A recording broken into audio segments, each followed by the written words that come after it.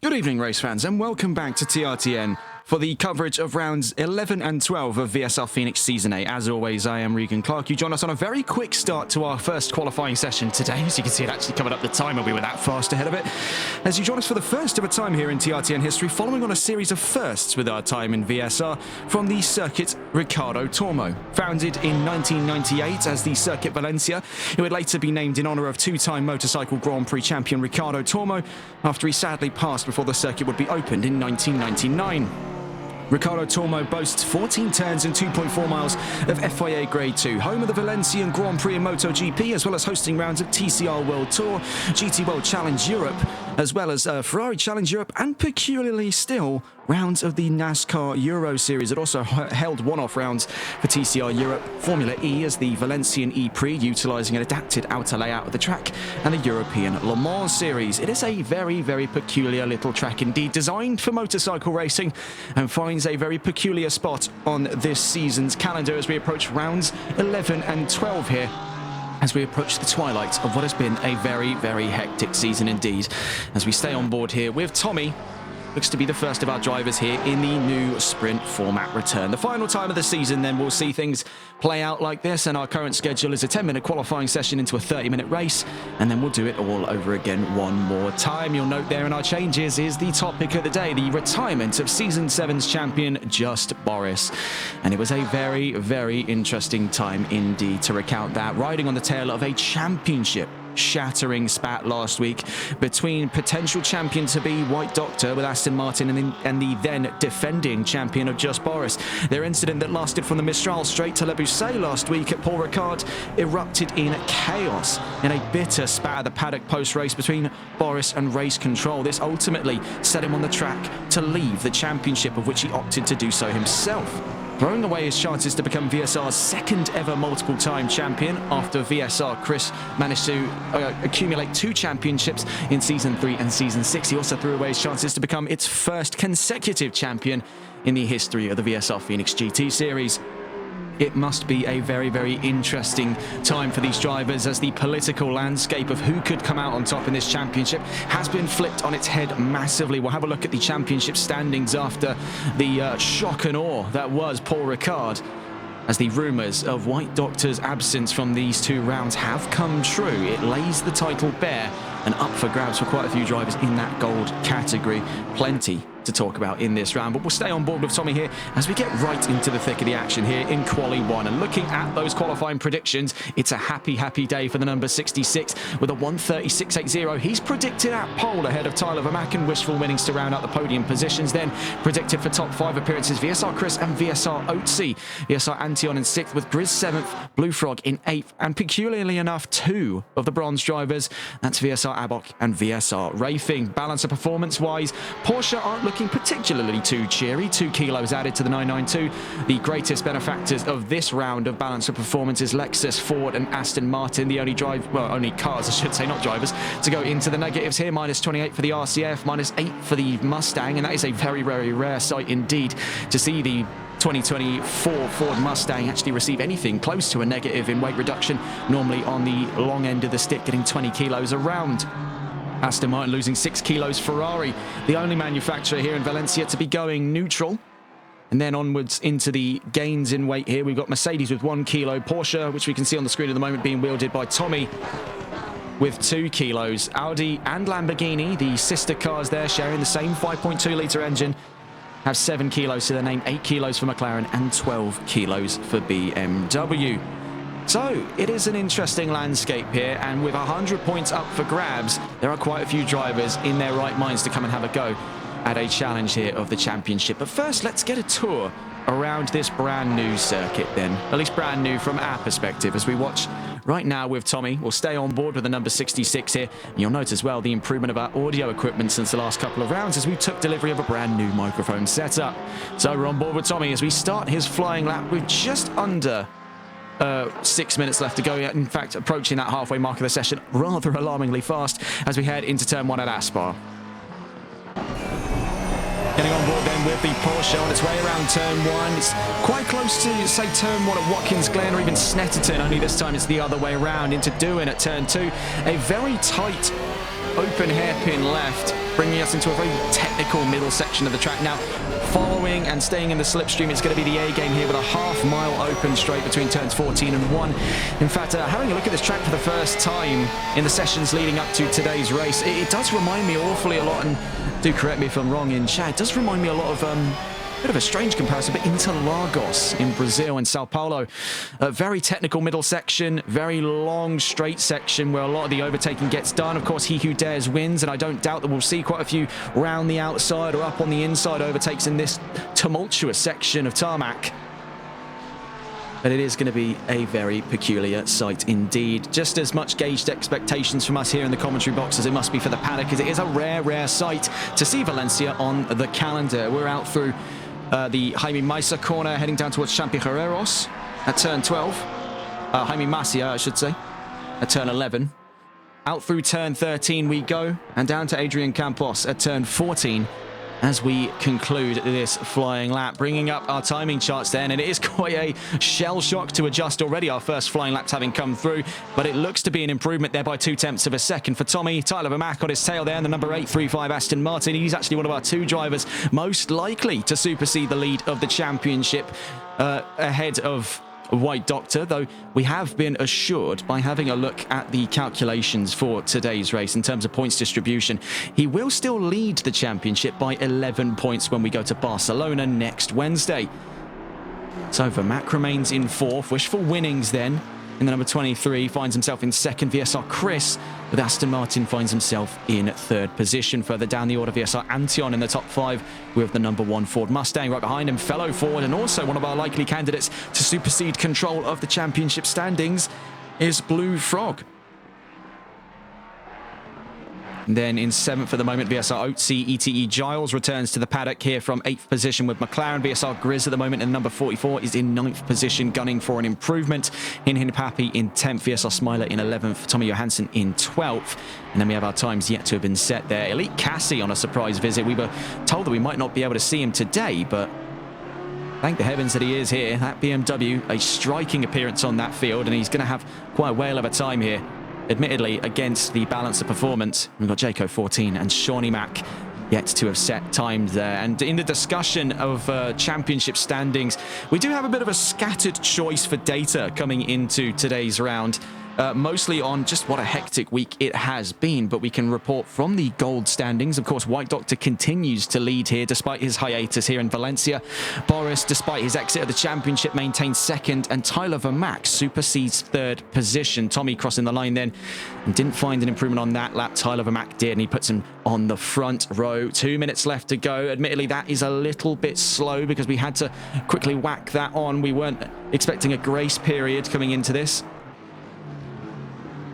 Fortunately, we'll be on the ball for the next one. 2 qualifying sessions, of course, and 2 races today. So do thoroughly look forward to that. We do have a little bit of news in between, and we'll also take a look at the overall championship standings. We can see as well, having a look here, Elite Cassie shot up to 8th position in that last lap gone. He's got one more lap in the tank here before he comes to the checkered flag for the end of the first qualifying session, and that was rather fast, I must say, for that session to have just flown by there. Miss it if you dare. I mean, it's blink and you'll miss it stuff. With Tommy, he is gunning for pole position, and he's actually gunning for his first race win this season, and this is one of his best opportunities to do so, with the tile sort of swept clean a little bit there with Boris and White Doctor out of his hair. And those are the 2 of the drivers that have given him sort of the most grief this season, especially in these sprint rounds where he's had fantastic qualifying form, and it's all come apart when he gets swallowed up by the pack there. Of course, he's not exactly in pushover company. Tyler Vermaak is a very fierce pack fighter, and he is looking for his championship bid here against fellow Aston Martin White Doctor. As he crosses the line then for a 3/10 improvement, he needs to find for pole, only finds 1/10, actually about 900. So we take a look there. Wishful Winnings to the line then with Ferrari. Can they take pole ahead of Porsche? The number 23 versus the number 66. And as he crosses the line, not an improvement, but he does have just enough time for one more go around. Same story for VSR Otzi, who we're told at the moment is second by only 10 points in the Silver Championship after Paul Ricard. Grizz does lead by a 10-point margin, and Tommy Johansson third with Aston Martin number 71. In the bronze standings, what we do have for data at the moment is that VSR Abok leads now by 44 points, Jayco second, and only 2 points behind him after a lightning offensive in the last couple of rounds. It's been the rising star story of bronze, that being Shawnee Mack, now up on the podium in bronze, looking ever closer at a bid for silver come season 9. And we've been delighted to tell you, and we've been given the go-ahead by our higher-ups in VSR to tell you this, that we have been confirmed as the official broadcaster of VSR Phoenix Season 9 for the Porsche Cup tenure of that championship. It is going to be a fantastic opportunity for us to come back in with the experience we have now with this grid of drivers and have a look how they can handle the Porsche 992 on a level ground. It's going to make a very fierce championship, make no mistake with that. That's set to kick off in September. We're at the end of qualifying then, and by the looks of it, Tommy has taken pole position, but does Tyler Vermack have 2 more tenths in him here to try and challenge the 66 as he makes his way to the line? Sadly, not this time around. It's going to be as good as second for him, unless Otzi's got something to say about that. But for Tommy, that is already out of the barn gates. Very, very quick stuff for Porsche. Very, very well done to him then. Crossing past the track limits there on the exit of turn 14, Adrian Campos corner, and calling it quits there on what was a lightning offensive qualifying as we get in towards race 1. So, having a look at the news for today, and we'll also have a look at the championship standings and our grid here for round 11 of VSR Phoenix Season 8 with Tommy on pole position. More to cover in a moment's time. But looking at our news, the first bit of news, of course, comes from the world of the Nürburgring 24 Hours. Roller BMW win ahead of a Manti penalty. That's from Kevin Estra, and his incident with one of the lower division Aston Martin sent it head over heels, and that ultimately gave them a penalty that took away their chances of a race win in the Nürburgring 24 of 2025. Elsewhere in the world, in Formula E news, Dan Ticktum takes his first ever E-Prix win in Jakarta with Cupra Kiro, a long time coming then for one of the more fiery personalities of the Formula E grid. And our last bit of news comes from the British Touring Car Championships from last weekend in Alton Park. Tom Ingram, Ash Sutton and Gordon Shedden win for Hyundai, Ford and Toyota respectively. So we are but moments away then from the grid lineup. We'll also get a look at the championship standings, and we do have this roughly assembled here from our notes. And it's 406 points for White Doctor ahead of Boris's 364. He's not going to be gaining any more of those, though, with the leave of championship secured. Tyler Vermack in third then by only 4 points ahead of Blue Frog, makes third and fourth position, rounding out the top 5. Wishful Winnings with 269 points. He's 10 points ahead of Soviet Mario with 259, who's 9 points ahead of Elite Cassie in 7th. Chris MCKO8 in 8th position. In 9th position is VSR Grizz with 224 points, and to round out the top 10 overall is Otzi with 214. A 10-point gap then between our 2 silver division leaders. And looking at the grid then for round 11 of the championship, one of 2 races up for grabs today here at the Circuit Ricardo Tormo in Valencia. It's Tommy on pole position. The number 66 starts ahead of the number 835 Aston Martin of Tyler Vermack, with Wishful Winnings and VSR Grizz making up the second row of competition. In the third row then, VSR Otzi and VSR Antion. Then behind them, Blue Frog and Elite Cassie, E.T. Giles and VSR Grizz to round out the top 10. Hin Hin Pappy in 11th position with VSR Smiler 12th. Tommy Johansson 13th, Jayco 14 in 14th, and Shawnee Mack in 15th position. A slightly smaller grid than what we're used to seeing here in Season 8, but make no mistake, on a track like this, in conditions like these, we are in for an exciting dual set of rounds here in Season 8. Just having a look here at the gain. Of course, we have been testing out a new set of audio equipment, and already we've seen the feedback there in chat. Much more crisp, much smoother as well. We are thoroughly looking forward to seeing where things go in the near future for TRTN. It was a great relief to finally get some new audio equipment on board, giving us just that ever more professional appeal.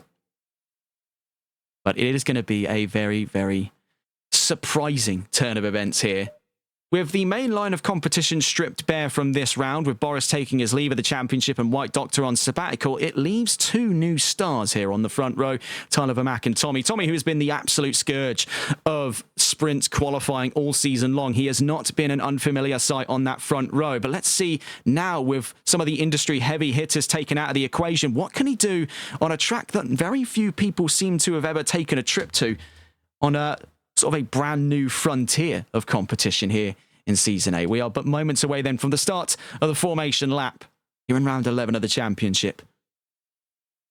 Porsche as well, not exactly dealing with the best of balance of performance, but definitely far from the worst that you could expect out of McLaren and BMW. So definitely some struggles on the way for Oatsy, who had a lightning strike up towards 5th position at the end of qualifying, must I add as well. That was a very, very surprising turnaround there. He was hanging around towards the middle of the standings through most of that qualifying session with fellow McLaren ETE Giles. So taking us away then on pole position for yet another time in one of these sprint rounds is the number 66 of Tommy. He's wowed expectations at almost every single sprint round he's competed in, whether it was with Ferrari or now with Porsche. It has been an almost omnipresent figure in the VSR Phoenix sprint rounds. Sadly, we were among the last of those sprint rounds. Of course, we only had 3 scheduled for this season of the championship. I suppose, this specific championship. I don't know if you want to get into a semantics argument about that, but for this specific season, we were only scheduled 3 of those sprint rounds, and each and every one of them has been a unique flavour of crazy. Red Bull Ring gave us one of the more controversial endings to a race we've seen, especially with the utter bedlam that kicked off in the night race at round 4 of the championship. Snetterton did much in the same, with the wet and wild conditions following on the same trend from the round before it, being round 6 at Zolder. Now, we are in a brand new frontier here. Very few leagues, if any, as a matter of fact, have ever used Ricardo Tormo at more than just a first glance, and that's because it is a bit of an awkward track. Of course, designed for motorcycle racing, it's got its most prominent feature in motorcycle racing, courtesy of the Valencian Grand Prix on the MotoGP calendar. Yes, it does host rounds of GT World Challenge, but scarcely. And you can tell that a lot of the influences and decisions around the design of this track back in 1998, when this track was first broken ground, 1999 when it first opened, was governed around the philosophy of bike racing. Knowing that they would be a little bit more comfortable in the more narrow conditions in that middle sector, it wouldn't have diminished the opportunity for more side-by-side racing. But when you're dealing with double the wheels and almost triple, if not quadruple the width, things can get a little bit hairy with these GT3s. And that is going to be doubly so when you've got 2 of the widest cars GT3 has in the modern day, the Aston Martin V8 Vantage and the Porsche 992, heading up that front row. It's not going to be easy for anyone to get past that front row, but should anyone slip through the cracks, they're going to have a very, very quick run out of turn 1 in towards turn 2. I do expect a few drivers to go full Sterling Moss and really try their luck in that section of the track, especially here as well. You can see this incredibly awkward but surprisingly flowy section of the track. Awkward in the sense that it's not the corner anyone really expects on a flying lap, and I imagine this is where the bulk of our drivers have missed out on their time. You can see Tommy already starting the staging process here as we're on this curved braking zone down towards turn 14 at Adrian Campos. Now, I do have my fears for Tommy and for fellow Porsche Jayco 14, because of course, being rear-engined, you've got a lot of the weight over the back end. You can very easily create a pendulum effect, and that is amplified when you've got the adage of the weight all the way over the rear and when under braking. All of that weight's going to shift around the nose. It's going to swing the back end around. But as we go rolling then, 15 cars in all for one of 2 races today. Round 11 of VSR Phoenix Season 8 as we get down towards the line. Without further ado then, for the first time here in Valencia, 30 minutes against the clock. And we are green and racing here for round 11 of the championship, and a great getaway by Tommy. Oh my word, already it's kicked off into mayhem. Wishful winnings and Tyler Vermack collide on the race start.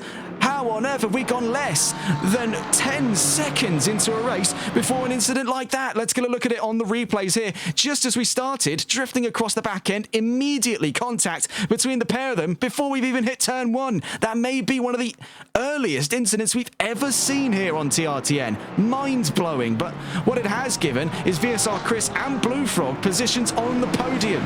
This early on, they're not going to be arguing with a start like that. Looking around, though, despite a little bit of desync here for the race start. Hopefully that's not going to persist throughout the race today. Tyler Vermack now at the back of the field. Heads-up display a little bit wonky there, showing everyone a position behind him when he's at the back of the field. There we go, it's updated. Tommy in first, VSR Chris in second. We're on with Blue Frog here from the gold category, currently fighting for second place in this race. There's the leading Porsche, and then the Aston and the Ford, and right behind them, that's ETE Giles on a lightning send around on the inside. Let's get a look at that on the replay very quickly here. As you see, heading down, and this was into Jaime Masia corner, turn 11. ETE Giles just absolutely trebuchets the car on the inside of Elite Cassie. Whether or not he held that position after that move, I mean, it remains to be seen. We're still watching right now what has now dissolved away from being that fight for second. He's now more looking provisionally at the fight for third position. That's to hold on to third position with VSR OT right on his tail. What an exhilarating start we've seen then. After just one lap of racing, almost a completely new podium. Tommy still leads the charge, and he's opened 3 seconds up on the taps there. VSR Chris holding on to a secure second. Not so secure third right now for the Blue Frog. Fortunately, just like the Porsche and the Aston, he is in a pretty wide GT3 here. So in this middle section, as long as he plays his cards right and just doesn't try and deviate too much from the racing line and scrub too much speed, he can very, very comfortably keep the McLaren and BMW at bay until he gets down towards Jaime Masia and thereafter through turn 12, 13 and 14. What a start indeed. Tyler Vermack will be absolutely furious there as one of the two likely candidates, the other one on screen at the moment, the Blue Frog, to supersede the championship lead or be at least very, very close to it by, at the maximum of it, 11 points if they were to win both races. And that drops down to 9 points if they were to win both races and get the fastest lap.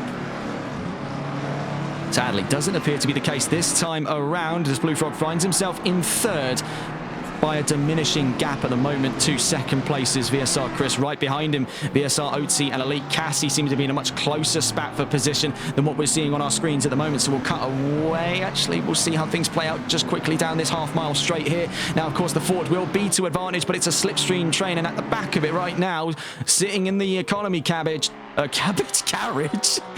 the BMW. One of the fastest cars in GT3. Apparently sitting in the cabbage. Not a clue.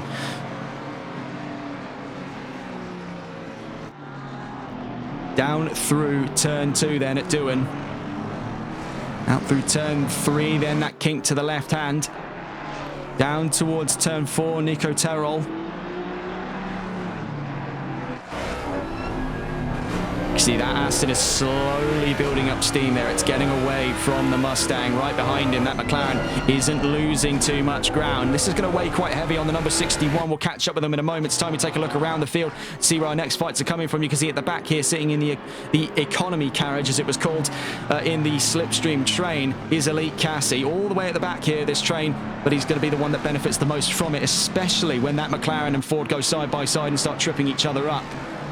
Looking further around the field, you can see things have split up quite evenly amongst the pack at the moment. This might be the closest to the fights we're seeing so far. We'll quickly catch on board here with Tyler Vermack. Just got up on the inside there at turn 10 on Shawnee Mack. Now through turn 11 at Jaime Masia. And out he goes then up into 13th. Shawnee Mack down to 14th. I think we're down one driver, and that would, I believe, to be wishful winnings there on a disastrous start, no less. We're going to have to get back on board, though, with the premier fight to be. That's for third position, as Blue Frog has found himself swamped yet again by VSR OT, an omnipresent threat on that second row. Let's see what Blue Frog can do then, heading down into turn 2 at Doohan. I must comment on as well, on the road just behind them, the war of the front engine giants then, BMW versus Ford. Right now, all the way to the back of that top 6. You find here on the back of our podium to the back of the top 6 is a Ford sandwich there. Antion and Blue Frog heading up the rear in front. So getting back on board with the Blue Frog here, he is finding himself increasingly in more and more trouble. We're going to try and catch on board with the attacking car too. Just quickly seeing here Hin Pappy fighting for 9th position as we go heading down in towards, by the looks of it here, through De La Afición and down towards Bernat Martinez corner, turn 8. We will quickly get back on board, though, with VSR Otzi as the attacking car of 2. And I must say, this is the sort of twilight chapter of his silver career. VSR Otzi and VSR Grizz, for that matter, the 2 leading silver cars, have shown proper grit over the course of this season. I don't see it impossible that they get promoted up to gold, as actually a new category was announced with the Season 9 regulations, and that is the Platinum tier. We'll be very curious to see who ends up in that echelon of this championship coming. Right now, though, it's a 3-way fight for 3rd position. Heading up the pack is the Blue Frog, Otzi and Cassie, looking to potentially make it too wide, but holding the inside and sadly not finding his way in through turn 1 then at Aspar, and actually finds himself more vulnerable to an attack from 4th position.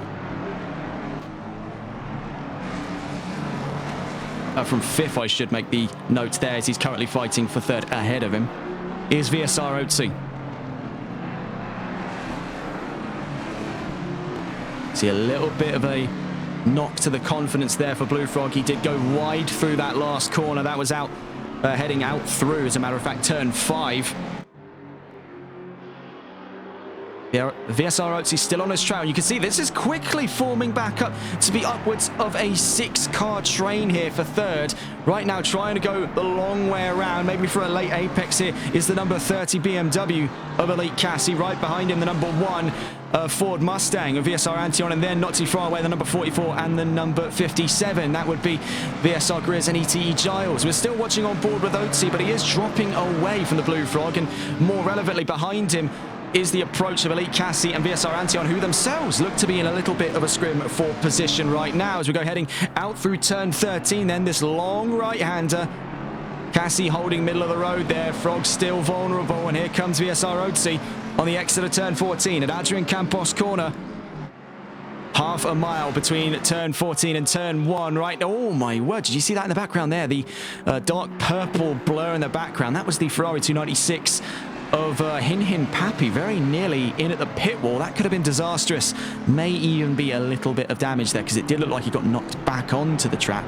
It's either that or a very sudden jerk of the steering. We're still on board though with Otzi as he follows the Mustang, looking for a position change here, down into Nico Terrell corner, turn 4. He finds his way to the inside. Could he challenge for 3rd position? Out through turn 5 he goes. It's McLaren versus Ford on our way to turn 6 at Angel Nieto corner, turn 6, and he's on the outside, nearly 3 abreast, as a matter of fact, with the introduction there of Elite Cassie in the BMW, now alongside with VSR Otzi as we exit turn 7, De La Afición, then to turn 8 at Bernat Martinez corner, and spinning out there in a disastrous shunt is the Ford of the Blue Frog. Let's see what on earth went on there. We looked down for about half a second there to gather our notes as we see here. I think this was Elite Cassie maybe overcooking his brakes. You see he does try and outbrake the McLaren, and does, as a matter of fact, hit the back of Blue Frog's Ford. He is not going to be happy. There will be more than likely than not a word with the stewards.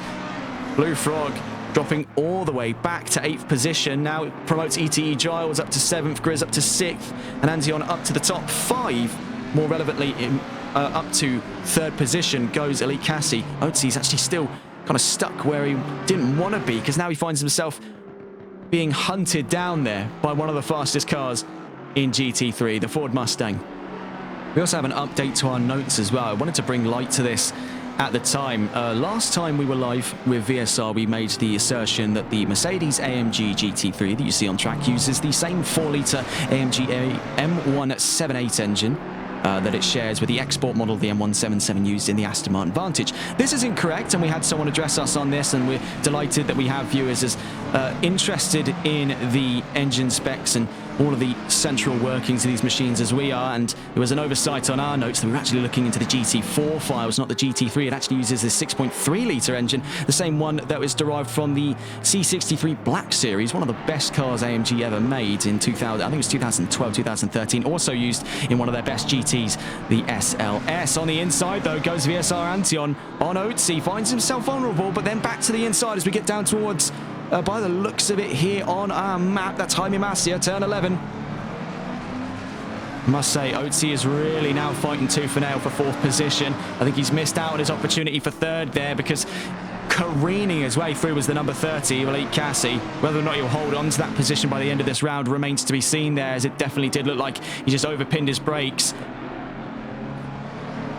And there was very, very little that Blue Frog could have done there. He had entitlement to the racing line. He was way up the road, and it was side-by-side action between this driver on screen at the moment and the driver right up ahead of him, VSR Otzi and Elite Cassie, that spurred on that incident. You can see Blue Frog is still running, but he's out past 7th position. He's hanging around the back end there of E.T. Giles's McLaren. We're still watching right now what is the fight for 4th. Antion looking for the inside, but doesn't go for it there out of better intuition. Very, very tight section of the track here. On the track layout, it does look like Doohan would be an ample overtaking opportunity, but make no mistake, it is ultra, ultra thin there at that section of the track. Very, very difficult to make a move stick. You can absolutely go in for shock and awe tactics, but very, very little chance you come out the other side where you want to be, let alone facing the right way on track.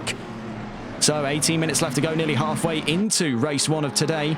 Round 11, round 12 up next, with qualifying short to follow. And very little change of fate up front. This may be the best day of the season for Tommy. He has waited a long, long time for redemption in this championship. Let's not speak too soon on it just yet, and wait to see how this plays out. 18 minutes against the clock there. Elite Cassie now heading up 3rd. VSR Chris has held on with an iron vice to 2nd position. He's 6 seconds up the road, unlikely to lose that position out at the current time unless something seriously untoward happens in the court. The number 28 Aston Martin. We're watching with the number 6 of VSR Otzi. Well, I must say, from the silver division, is punching well above his weight. He's also got the fellow silver driver to his rear there, and to the back of that top 5, VSR Antion, who was last season's bronze division champion. He's a ways off from fighting for the silver division championship and getting that move up into gold, but considering the re-evaluation on the horizon for the class system, introducing the platinum tier, we could definitely see these drivers wearing gold come season 9 when they move into the Porsche 911 Cups.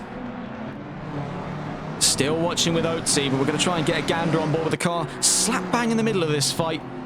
If we get a look on with him at the moment, we also see here Grizz, who's caught somewhere in the crossfire with Giles and Blue Frog to his rear. That Audi also punching well above its weight here, as there were genuine concerns coming into round 11 and 12 over its stability, but Grizz has put every naysayer to sleep when it comes to these accusations. That Audi, I must say, is the last of our V10s here, with both of the Lamborghinis in competition out of the way. OSR Saturn still on sabbatical. Boris taking leave of the championship. It is the last of the V10s. In a very bitter moment here to see sort of the last of its kind, almost an extinct species. And in real life as well, the V10, the 5.2 litre, originally co-engineered by Audi for Lamborghini with the Gallardo and then Huracan, is now functionally extinct from competition. These are the last precious moments, both in the real world and the virtual world, that we'll ever get to hear that signature scream once more. As a matter of fact, in honour of that, as we're still right in the middle of the battle here for these top 5 positions, let's get on board with VSR Grizz and just give you an inkling of what we're talking about with that engine.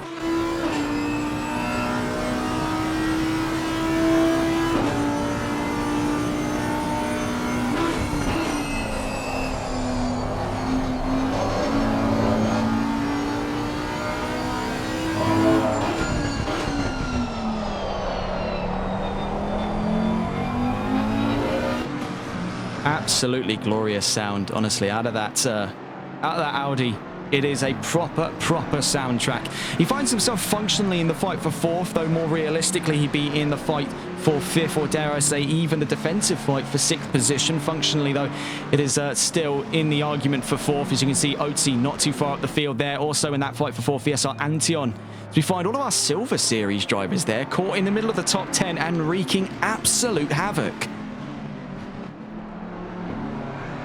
It's almost parted the gold seas, as it were, because behind them there, gold drivers E.T. Giles, Tyler Vermack and the Blue Frog. Tyler Vermack, I must say, has had a historic comeback there, and he had to be beside himself after that race start, but he has knuckled down and he has got on with it. A proper stiff upper lip attitude there, befitting of an Aston Martin.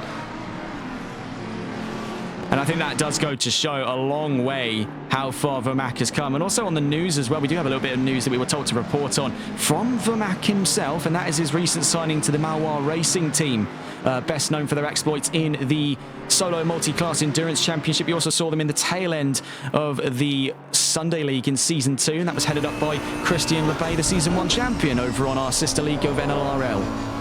Right now, though, in the relevant news of VSR, we can see that he does still sport the colours of K1 Esports. He's a bit far back for our viewing pleasure at the moment, just out of sight there, as we're still watching that fight for fourth. We'll catch up with him in a moment's time. We're just over that halfway mark into the race, having a look at where we stand at the moment, as falling out of that fight for fourth position right now as Grizzy finds himself in a bit of a grey zone here. He's not too close to being in that fight for fifth. As a matter of fact, we'll cut away from him because now we've just got our first sightings there of Tyler Vermaak, and there he is, the potential driver of the day here, Tyler Vermaak, because that is an unprecedented comeback.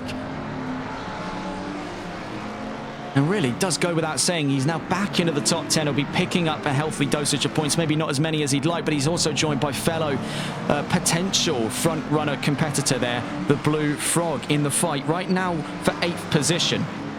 Watch on with the pair of them, V8 versus V8 then. And where we had our wires crossed in the technical data between AMG and Aston Martin is the fact that the V8 Vantage that you see on your screens at the moment, oh my goodness, did you see that lunge for the inside at turn 14? Minor contact between the pair of them, but good lord, that even caught us off guard. That's one of the most shocking lunges for the inside we've ever seen. Previous record was held by Hayden Prodger at Silverstone. That is unrelenting. Good lord, on the inside, caught him off guard, caught us off guard. That is remarkable. Right now, though, Vermaak holds on to 8th and is gunning, by the looks of it, for 7th position.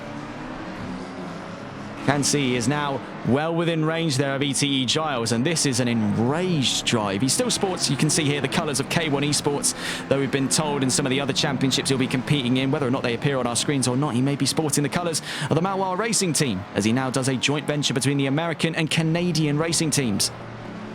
12 minutes then left to go. That was insane. Boy, Tyler Vermaak, could you have predicted a move like that? That is proper elbows out. I mean, if that's the kind of brutality he's brought to the table here since that spin out with Wish for Winnings on lap 1, God help you if you're in front of him now. Up the order there, Otzi with Grizz. So the two front-running silver drivers still duking it out for 4th position. Actually, for 5th, I should say. Ahead of him there in 4th position is, I believe, at this time, I believe that might be Antion, as a matter of fact, with Ford. Yes, the number 1. And Giles and Vermaak side by side here in this fight for 7th position, holding off the Aston for a move at turn 14. You can see trying to snap the toe off here on the 835. That McLaren is vulnerable because he's just giving all of this healthy dosage of slipstream to the Aston on its way down that half-mile opening straight. Giles trying for it to follow a long way around town. If he manages to retake that position, Vermaak is not going to be happy with him whatsoever. Down into Doohan at turn 2. Vermaak to the inside, pushes him out of turn 2 there. We're on touring car level performance now between these two. Proper Hill and Ingram level stuff here we're seeing. Out through turn 4, I believe that was there, at Nico Terrell. Then on the inside at turn 5, it's another door ding between the pair of them. The 57 and the 835 are elbows out in the fight for 7th. Then up through Angel Nieto corner, turn 6. Bear in mind, right on their tail there, fellow heavy hitter, the Blue Frog in the 61. As we go barreling out of De La Afición at turn 7. Then round turn 8. Mustang now right with them, but Vermaak switches it around for a late apex, and on the run out through turn 9 into turn 10 and then to turn 11 at Jaime Macia. That is absolutely feral between these two. Unbelievable stuff here for the closing 10 minutes on the horizon here for race 1 of 2 today. Brilliant, brilliant stuff there. Admittedly, elbows out and a bit of contact throughout. But as you'll come to find out, most of the greatest GT battles have gone just to that tune. So out through turn 14. And we're not done yet, because that is a better exit had ever I seen one for ETE Giles. He'll be right on the backside of Tyler Vermack's Aston Martin. And bear in mind, he himself is still vulnerable for another position loss courtesy of the Blue Frog, because of the three, that's the fastest one in a straight line.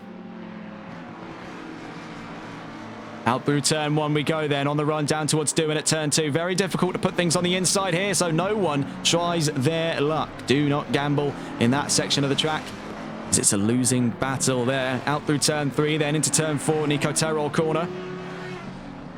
They have made this an exhilarating race to watch. Admittedly, things were relatively quiet on that top three after the first couple of laps, and it's not really that hard to see what happened to give such a situation over to the number 66 and the number 28 and the number 30. Right now, though, for that fight of 7th position, now this is more in a defensive sense for Tyler Vermack, as he is slowly catching up and will soon find himself in that fight for 6th. Right now, though, still defending for 7th position as he continues to open the gap up on ETE Giles and the Blue Frog. I must say, they have given us absolute theatrics here in Valencia. We weren't expecting an awful lot out of this fairly unknown track to us here on TRTN, but I will remember now the name Circuit Ricardo Tormo. I must say, that has been a phenomenal little jaunt between these drivers. We are 22 minutes in on our 30-minute race here. If you're just joining us now towards the end of race one, don't go anywhere. We've got one more qualifying and one more race on our schedule today here in the final sprint round of VSR Phoenix Season 8. We've got 2 more standard hour-long rounds ahead of us in Barcelona and Kyle Army before the end of the season. Fun fact as well, also about Tyler Vermack, is that before he moved to Europe to pursue more things motorsports related, Tyler Vermack lived very, very close, as a matter of fact, to the Grand Prix circuit Kyle Army in Midrand, South Africa. I'll cut away from Vermack for the time being as we check around the field then. Grizz is his next target and 1.3 seconds away. It is not impossible to suggest we could have a fight for 6th. Dare I say even a fight for the top 5, as Oatsy, you can see there, not too far up the road whatsoever. That Aston Martin is closing in. There's got to be a bit of a stark bit of news there for the Audi team. The British are coming. It's just like 1776 all over again. Admittedly, those who'd be more afraid about that would be the Americans, but they're up in 4th position. They couldn't care less.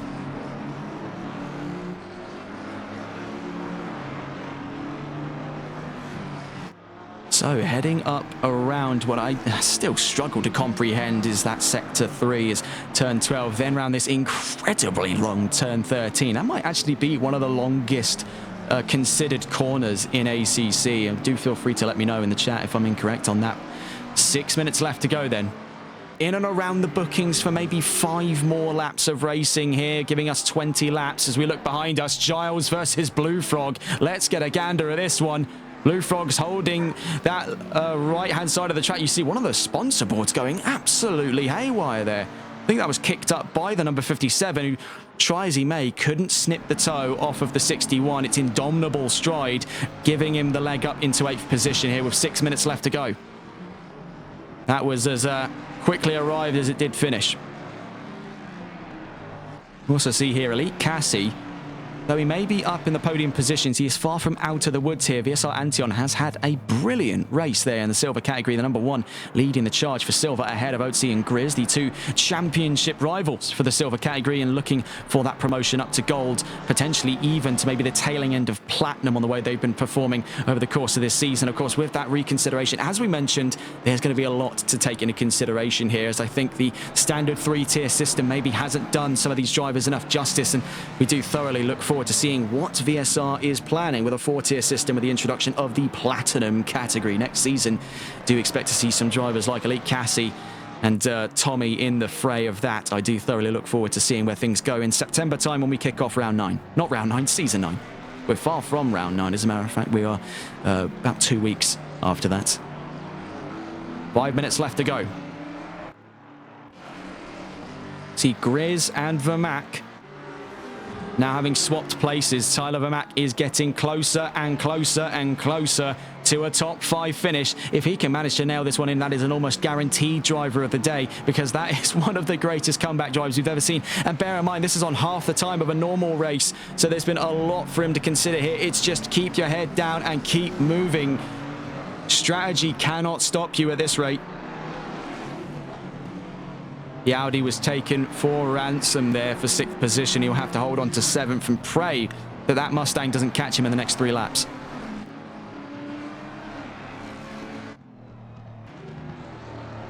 And as a matter of fact, we're going to get back on board then with what seems to be the epicenter of attention. Bear in mind, Tommy has led the entirety of this race, but we just haven't really seen much of him because he's been that far ahead. You tend to forget he's even there. He's that far up the field.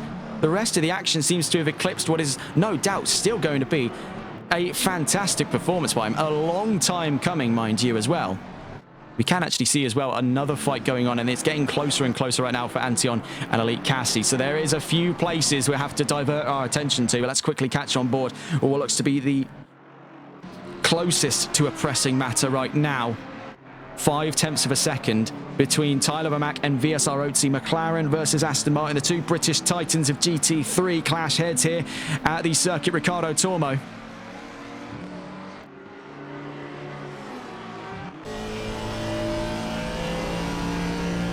Down towards turn 1 we go then. There, mind you, not too far away from that fight happening up the road. 0.6 of a second dividing Antion from Elite Cassie for the control of the last of those podium positions in today's race. Will still be a very big smile on the face of Aston Martin, with VSR Chris taking home 2nd. 3 minutes left to go then. We're still on board with Tyler Vermaak. Fight for the last of those top 5 positions, really. That had to have been a absolutely brutal drive. Now on the grounds, that doesn't happen again. I do not see it impossible that we could see some serious theatrics come round 12 of the championship in a moment's time between Tommy and Vermaak.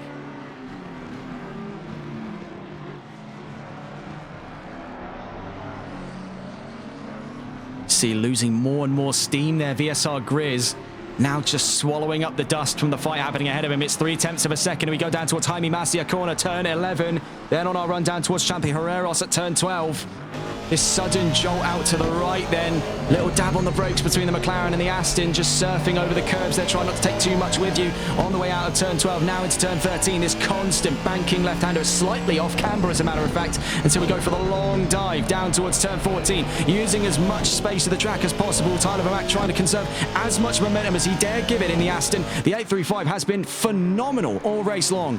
Had it not been for that incident, I have no doubts in my mind he could have competed for a race win today. Let's see what he can do then for a fight of the top 5.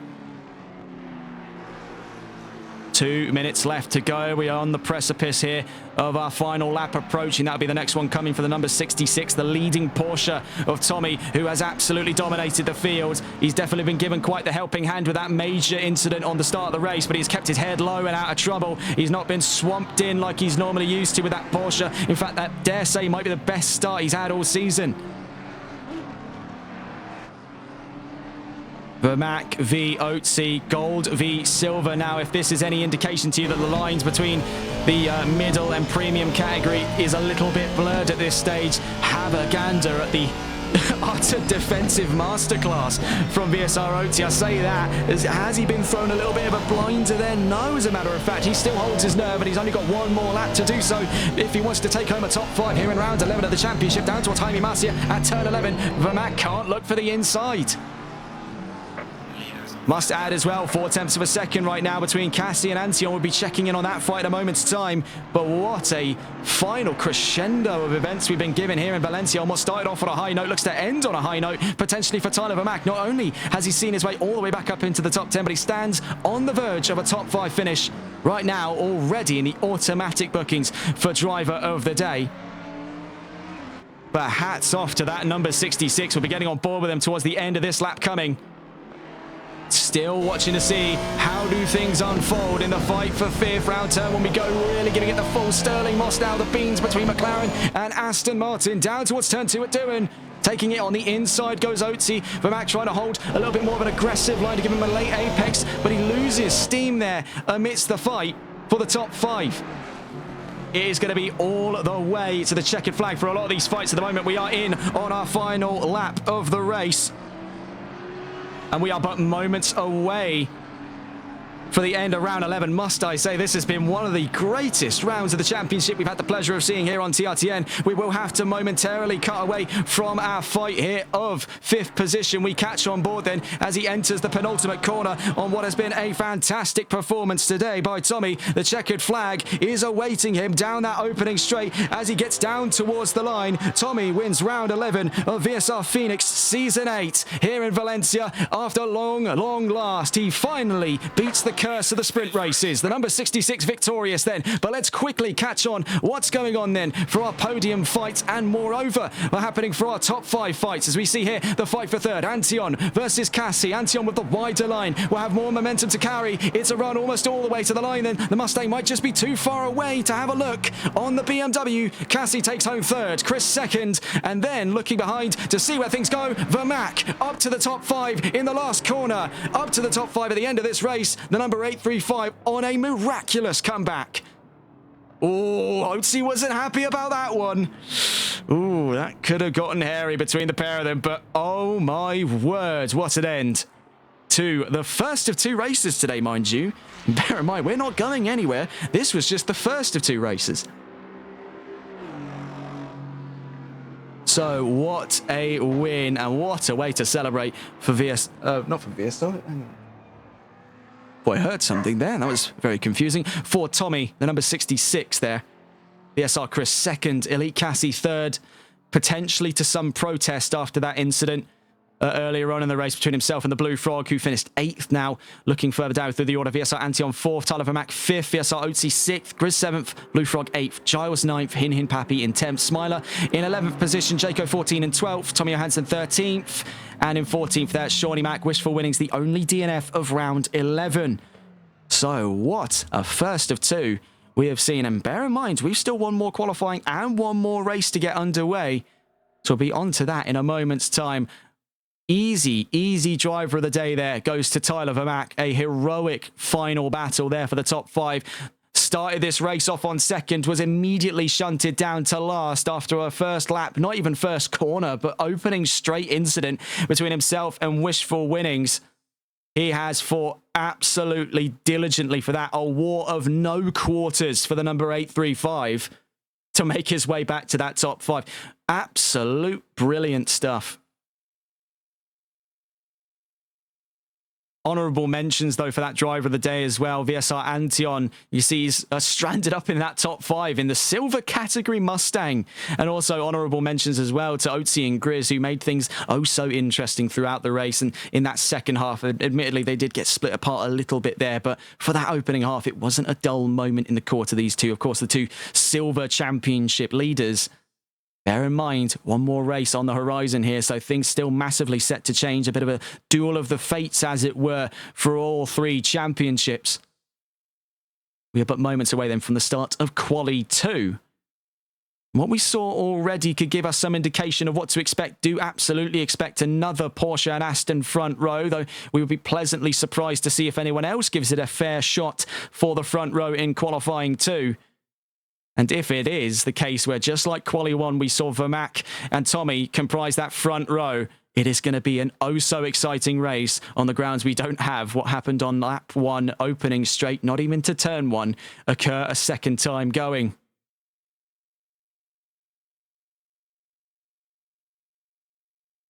It's a little bit of the awkward waiting time here whilst the game exceeds its maximum wait time before we get on towards the start of qualifying number 2. Having a look at how close some of those finishes were as well. 3/10 of a second there between Antion and Cassie. 4/10 of a second between Otzi and Vermac.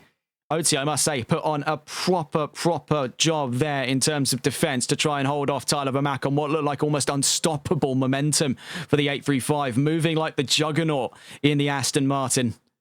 He did a very good job there. 6th is nothing to scoff at. Moreover, he's ahead of his championship rival and is outscoring him to bring that gap back in. Bear in mind, 10 points between the pair of them in the silver division. They make up the last of the top 10 overall on the horizon of a gold to potentially even platinum promotion. We wait here just for a moment before the start of qualifying 2. We're waiting for the go-ahead from race control. A fantastic race, though. In towards qualifying then. Admittedly, that started a little bit fast there, so give that a few extra seconds and maybe you've got a bit more to talk about in terms of qualifying. Already kicking out the gates there. Cassie, Antion and Blue Frog, and there, Tommy just joins in front of them.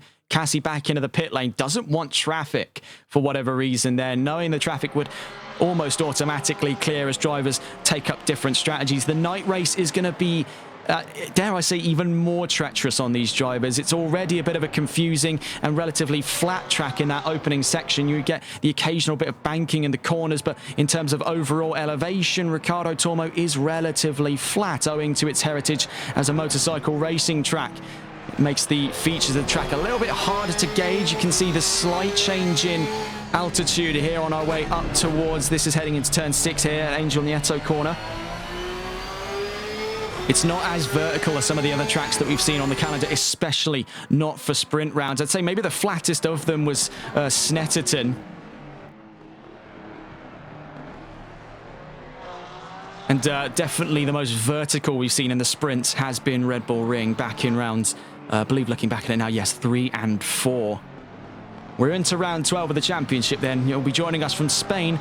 Instead of being from the Valencian community, you'll be joining us from Catalonia in round 13 of the championship, heading north then along the east coast of Spain towards the Circuit de Barcelona, Catalonia on July 2nd. And then, of course, for the final round the week after that, in 2 weeks' time from today, Circuit Kyalami, where everything started off back in Season 7, where you first caught us here on TRTN for our coverage of VSR. We look to kick things off at the end of Season 8 at the very same circuit. So then, on the start of qualifying here in the night quali session, qualifying 2 is underway for Tommy. Right behind him then is the Blue Frog, and appearing on the grid there appears to be VSR Antion.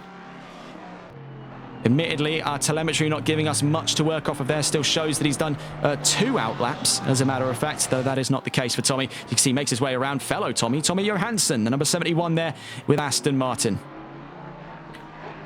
Now, could we realistically expect another pole position off of Tommy? Almost absolutely. It was domineering control in the day quali. Night quali doesn't look to be too different then for the number 66. This is still a game of perception, but I imagine how long he's waited now for a win here in VSR Phoenix. He has done his homework, as you saw with that absolutely jaw-dropping performance. Even when the keys were given to VSR Chris and Elite Cassie to chase him from the back of the podium, they just couldn't keep track with the utterly blinding speeds of that number 66. Balance of performance be damned, the number 66 is an absolute rocket ship here in Valencia. 7 minutes left to go then. On the precipice of our first flying laps of the session then, coming from the number 66, behind him the number 61.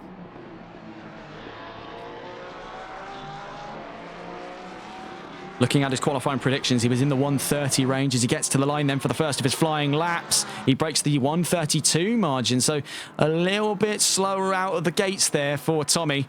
Blue Frog puts himself provisional second by 0.3 of a second.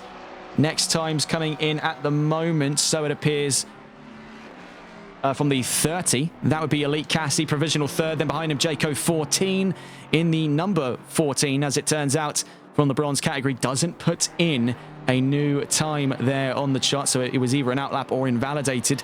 Cassie then already gunning for a second row start. Wishful winnings back into the session then. A bit of a dark horse there after that controversial opening. Still yet to exactly piece together from our point of view what on earth went on. I think it was just a case of drivers drifting into centre mass of the road, a very common thing in race starts, and maybe it was just a very simple and innocent case. They didn't see him, because it certainly looked to be that way, where drivers just maybe weren't looking on the start. Oatsy puts himself fourth and Chris in 5th position, but as he's seen already, qualifying isn't always the be-all and end-all. He still picked up a very healthy podium points position there. Second place, as a matter of fact, at the end of last race, after that absolutely catastrophic start in the top 5. VSR Oatsy then into the top 5. Smiler finally sets a time in then. Number 32 up to 7th by 2.5 seconds from pole position. Tommy, we're on the precipice of seeing another flying lap come in. Right now, the gap is closest to Blue Frog. That's 0.3 and 300ths of a second. Grizz only 300ths away from him, makes the top three. As he gets to the line then, looks to be an improvement for the Porsche.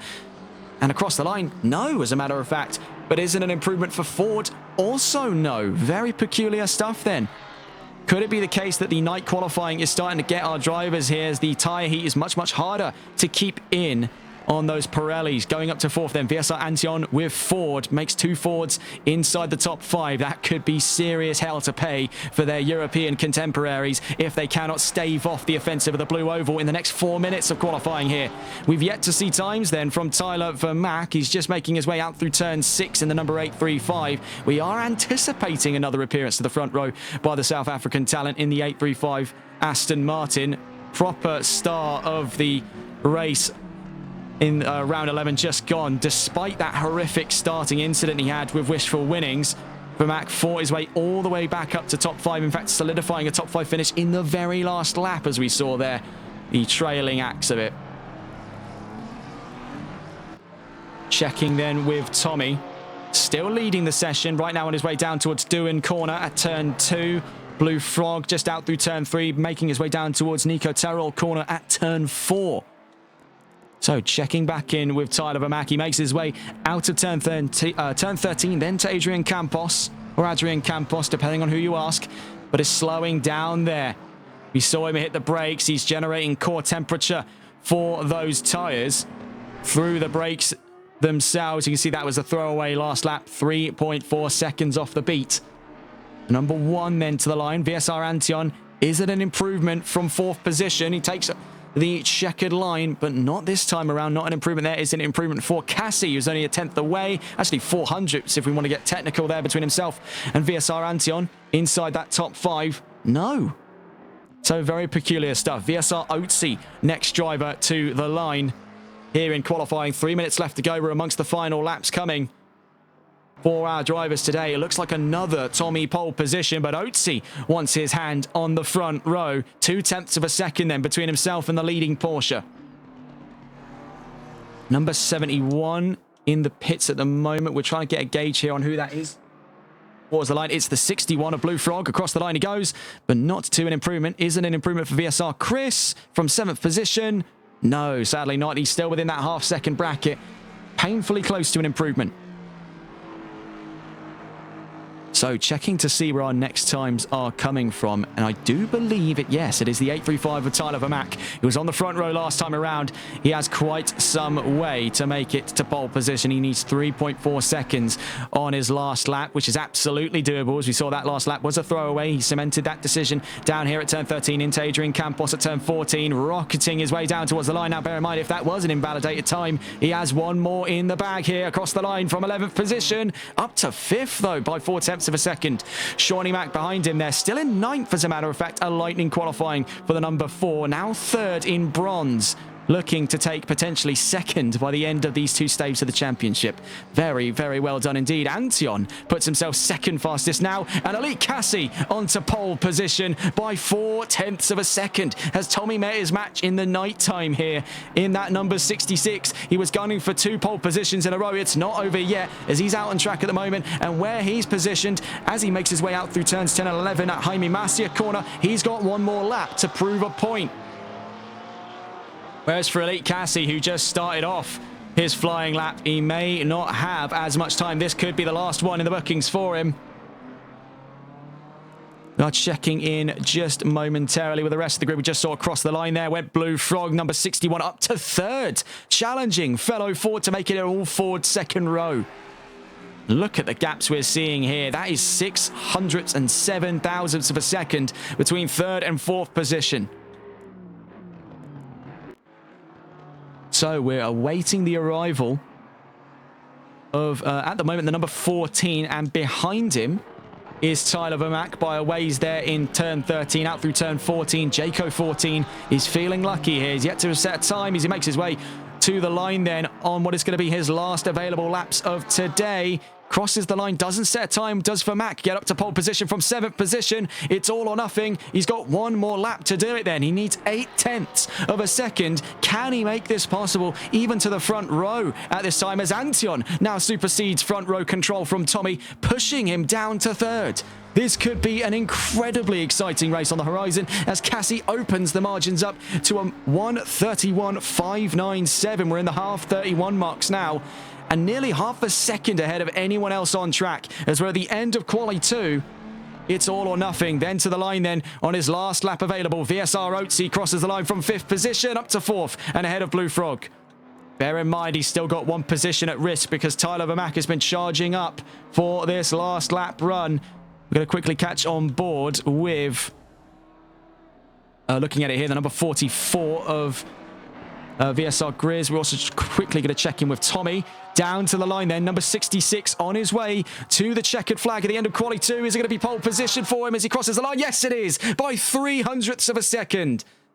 Absolutely brutal stuff by Tommy, but bear in mind, one more card left to play here, and that's Tyler Vermaak, the ace in the hole here at Valencia.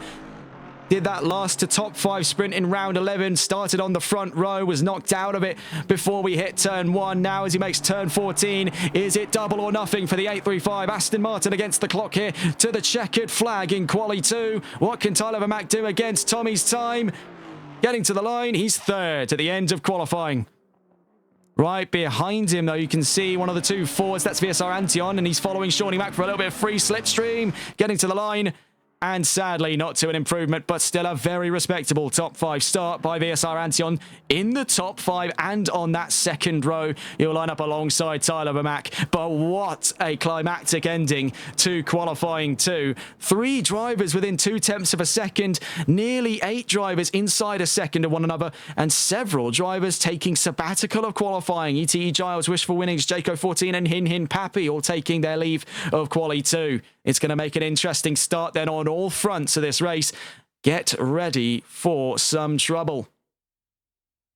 And that was a massively fired up performance by Elite Cassie. Day qualifying left much to be desired. He made the majority of his time up during the race. He was very opportunistic there. Got into a little bit of a spat, though, much to the chagrin of the Blue Frog, who actually starts quite a ways behind him now. That's 4 positions between the pair of them for the start of the night race. He'll start 6th, Cassie 2nd. Vermaak then pushed away from the front row.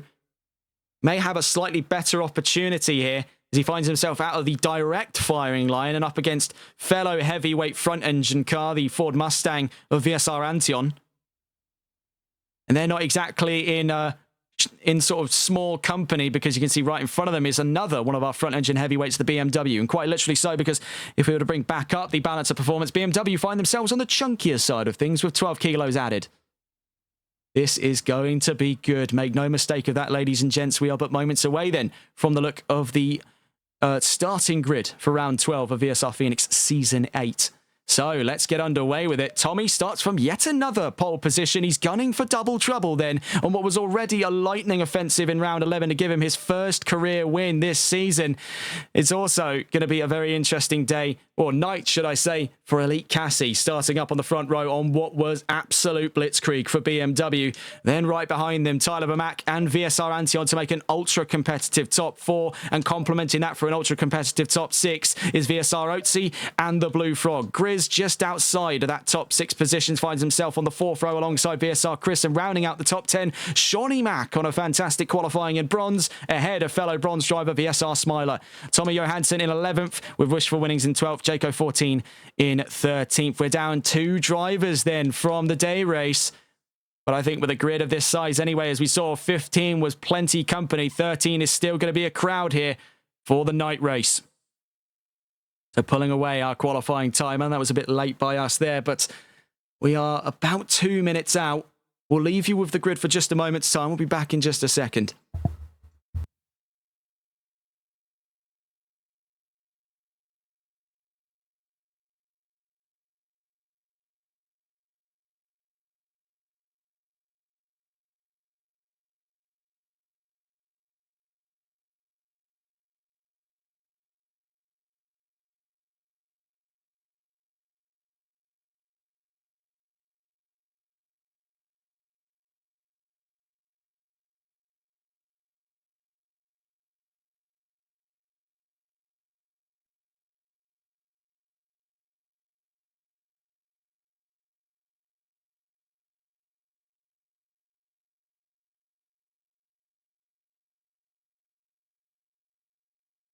And we're back then for the formation grid.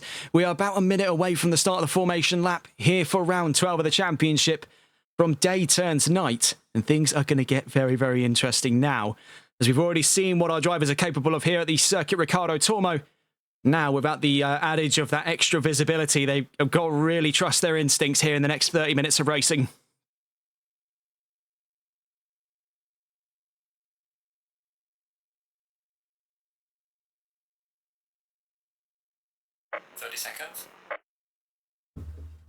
So we'll be getting back on board then with last round's pole sitter to race winner, the number 66 of Tommy.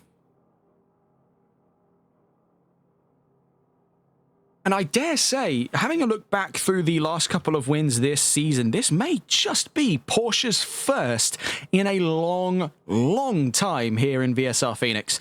Having a look through through the last couple of races in this season, we're up past round 11 now, and adding to that chart will be Tommy. We'll see who becomes race winner of round 12. Set to start as we get on to the formation lap here. Taking us away goes Tommy. Having a look then through the race winners over the course of this season, Saturn took that inaugural race win. Boris then picked up the pieces in round 2 after a terrible start to the championship. White Doctor made his way through for the first of 2 available wins on rounds 3 and 4, the first of our sprint rounds. And then a very controversial ending in round 4 gave the rise for Essen Quees to take the first win for Ford in quite some time, since back in season 7, as a matter of fact, since the last saw of Ford on the top step. Then Boris back to business in Silverstone at round 5. He won with Lamborghini. Then White Doctor picking up even more silverware in round 6. And then round 7 and 8 gave us our second sprint round. Soviet Mario taking a very, very interesting race win indeed. That was after a nearly disastrous start between himself and Just Boris on that front row. Then in round 9, it was back, round 8, I should say, sorry, it was back to business for Boris, and it went back to back heading into round 9. Then round 10 just gone. It was a very, very controversial round indeed, and the flashpoint of their rivalry ultimately resulting in Boris calling it quits on his championship endeavours here in season 8, and a bitter end to what a solid performance he had given since his arrival last season.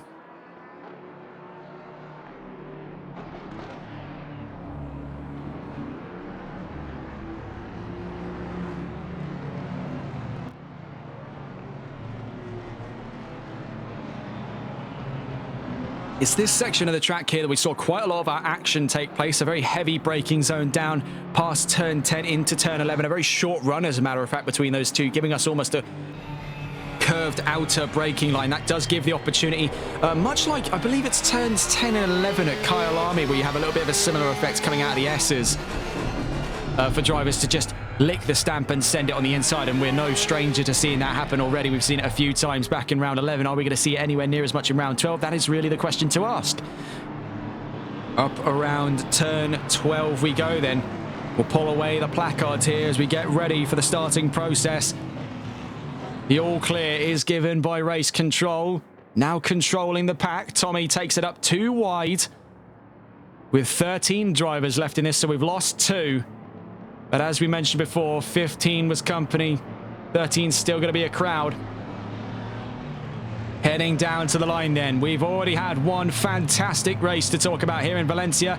And now in the cloak of night time, we get on towards round 12 of the championship. Our last sprint race this season, and a very warm goodbye from us here on TRTN as we start the proceedings here. Without further ado, for the second time today, we are green and... Oh, are we waiting? We're green and racing now, as a matter of fact. As a very delayed start there by the pack for round 12 of the championship. As we go heading down towards turn 1 at Aspar, it's Tommy on the inside, Cassie around the outside, and another flashpoint, this time between the front row instead of the second. Oh my goodness, and there goes Cassie. What an exhilarating start, and that's much to the chagrin of the number 30 on that race start. It was absolute hell's bells for him there, and he just lost all traction in the runoff. It's all gone awry though, but for Tommy, it's still happy, happy days, and now happy, happy nights for him. The number 66 leads the charge, but that is a terrifying figure to have in your rearview mirror. Cloaked amongst the darkness there in the black and gold 835 is Tyler Vermack. Now he's got him where he wants him. For the lead of this race, we could be seeing that fight kick off very, very soon. That was a questionable start, to say the least. They were not going to give up. It was love nor money between the pair of them that could have divided that move through turn one. That was almost inevitable. I imagine those two were watching it happen in slow motion.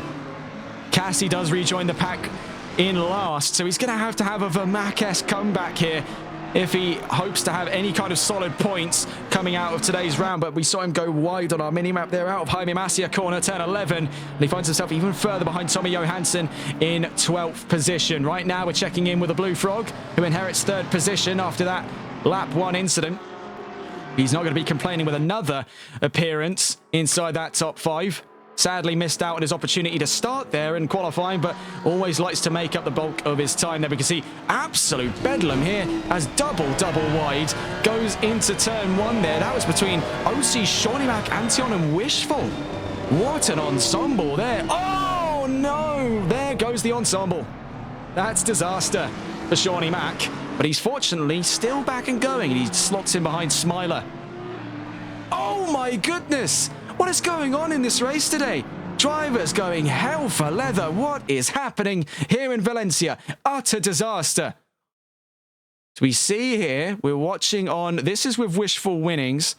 We're out through turn 3 and then down to turn 4. Bang. I don't think that was intentional, because look at the angle of the Mustang. We'll play that one more time as we check in around the field. So I think coming out of there, so look at the angle on the Mustang. Now, he's way over on the right on the exit of turn, was that turn 3? Turn 3 into Nico Terrell. Is that a spin? I'm not 100% sure. But the bottom line is, Wishful got absolutely battered through turn 4. Oh, it is a strange state of affairs here. I was expecting action, but I wasn't expecting action on this level. This is cataclysmic from our top 10. Tommy, though, leads the charge and actually opening the taps up on Vermac, who is vulnerable to a move by the Blue Frog inside the podium. This could get very spicy. Now, these were the two in likely candidate position to try their hand in 2nd place. They were going to be overtaking Boris and his current mainstay of 2nd. He's not going to be gaining any more points now that he's left the championship. So 2nd has created a bit of a vacuum there for our 2 drivers on screen, Blue Frog and Tyler Vermac, to come and have a go at putting themselves ever closer to the presence of the championship leader, White Doctor, who isn't a show for this round and risks losing 100 points to everyone around him. But with Tommy looking to soak up that full 100, he's actually done him a bit of a solid here. Tommy's a ways down in the championship compared to these two, but is nonetheless looking to make a mark here, and already on the highs of his first career victory in VSR.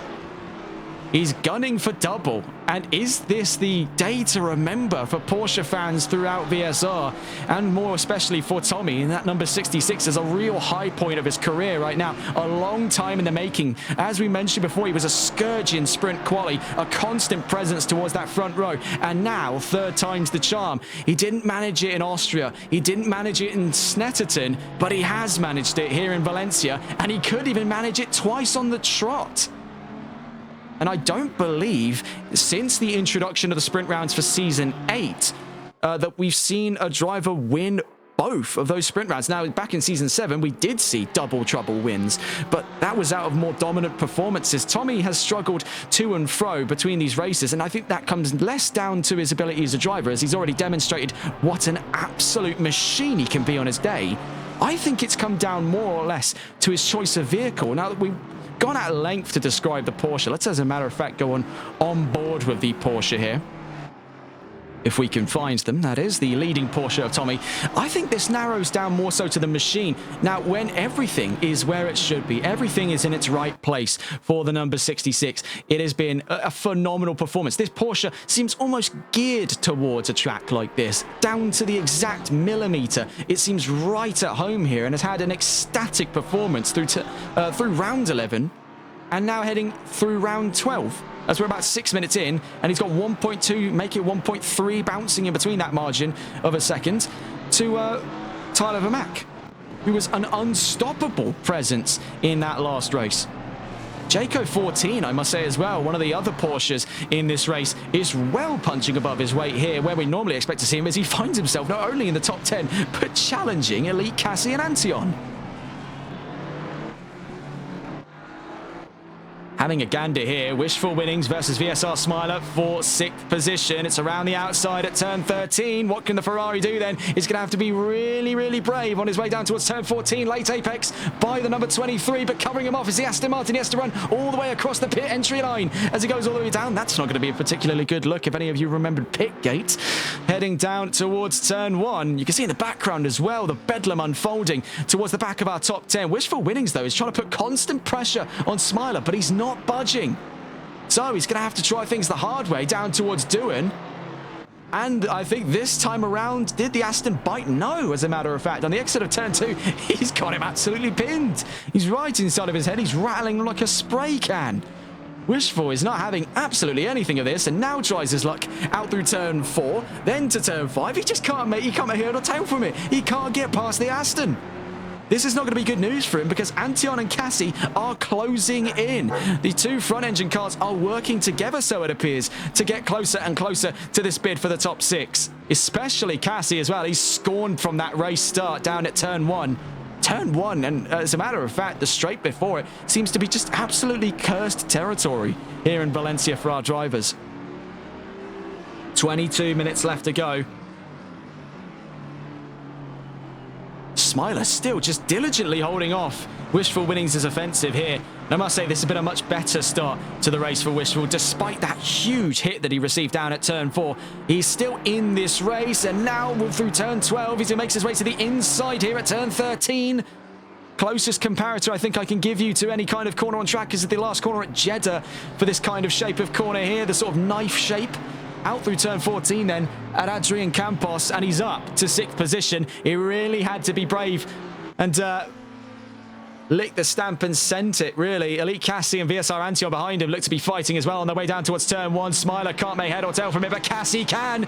Going towards turn 1. Does he run it wide? Ever so slightly, but holds on to 8th position. One is the retaliation by VSR Antion. He sneaks his way up to the inside, but not enough to get side by side with Cassie on the exit of turn 2 at Doohan. Good Lord, what a start. Opening 10 minutes and already even more action. Valencia may just be a little hidden gem then in the Iberian Peninsula, a commonly overlooked track on any calendar. And really, this has been a phenomenal little playground here for one of the best showcases of racing I think we've ever seen. Now, amidst the tit-for-tat incidents that we've seen over the course of this race, you can still see throughout it our drivers pushing to the absolute apex of their ability here. I think you see that chiefly among our front row, Tommy and Tyler, the two reigning kings of Valencia right now. Let's have a look here down through into the back of our top 10. Antion closing on Cassie, looking for revenge. He's out for blood on that number 30. Scorned after that move at turn 1. He won't be made a fool of again. And you can see both of them are closing in on Smiler, so it is a slipstream train. And here you can see up in the what I called the economy, I called it the economy cabbage. There's a bit of a typo there, but the economy carriage is Antion right at the back, but benefiting the most here is he's going to have the best run coming out of turn 1 or so, we're led to believe, because Smiler loses 1 position. Could he lose 2? Courtesy of Antion, who's up on the inside at Doohan at turn 2. It's 2 for 2 there at turn 2 for the 32, no less. Cassie up to 7th, Antion to 8th, Smiler now down to 9th position. Wishful did eventually crack the hard shell of that 32. The 23's up to 6th. Having a look around the field for our nearest fights on track at the moment, we did see just a few of them there. And I must say, it's a bit of a bitter sight there for Shawnee Mack, because he started this race off on a real high. Something had gone horribly awry for him to find his way down to 13th, but he's not exactly alone. He's half a second behind Tommy Johansson. Those two will be fighting out for 12th position in this race. So checking around for our next fights at the moment. Chris closing on Smiler, but he's a ways out there. The twin Aston Martins at the back of the top 10, the 32 and the 28.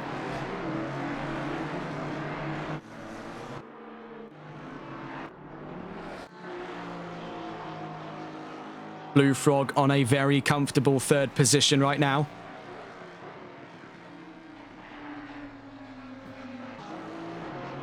And this seems to be his bread and butter, is while it may not be qualifying for these sprint races, he knows precisely what foot to put where to put himself, where to position that car, and what exactly he needs to do to get the most out of turn 1 and lap 1 for that matter. And I think he's just been banking for most of this race on the trouble of the cars ahead. And sometimes being on the front row isn't everything, because we've seen almost there for Tommy, who still leads this race by a margin, still slipping in and out of that 1.3 second barrier to Tyler Vermack, that very nearly he got took out of this race. Very, very nearly. He holds on to the fastest lap right now, 1:31.577. And his last was a 1:32.325. Vermack in hot pursuit then from second position. Having another look around the track, the night seems to be the great divider in these sprint races, and it's not really a shocker to anyone to see that the pack has split out a little bit more. When you can't necessarily see what you're hunting for, it's very, very difficult to make the moves stick without getting yourself or someone else, for that matter, into trouble. Down into Jaime Masia corner. This is the two Aston Martins fighting for 8th position, I believe. 9th. It's 9th. We're being stupid. 9th position. Let's get on board, though, with the attacking of two cars. Was previously the leading of these two, and that's VSR Smiler. Down in the bronze category, no less, he has had quite an interesting day, to say the least, going toe-to-toe with gold driver VSR Chris. Two Astons aren't going anywhere, though, in that fight for 9th position.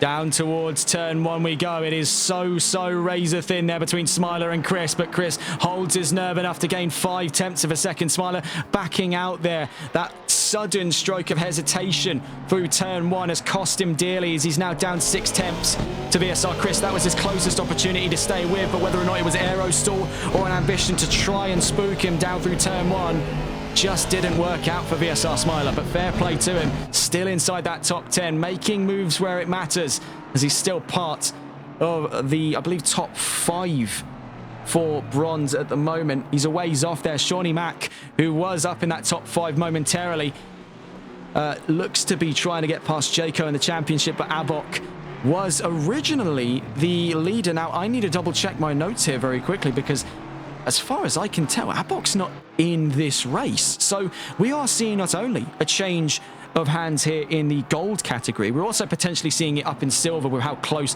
Grizz and Otzi have shared spaces of the track for the last race and this one as well. We're not only that, we are also seeing a change of lead for the bronze championship. And exactly who does this go towards? Does it go towards Jayco, or does it go towards Shawnee Mack? Well, having a look around the field here, Jayco and Shawnee are still on track. Jayco 14 is in 11th. And Shawnee Mack 84 is in 13th. So outscored in the second of 2 races.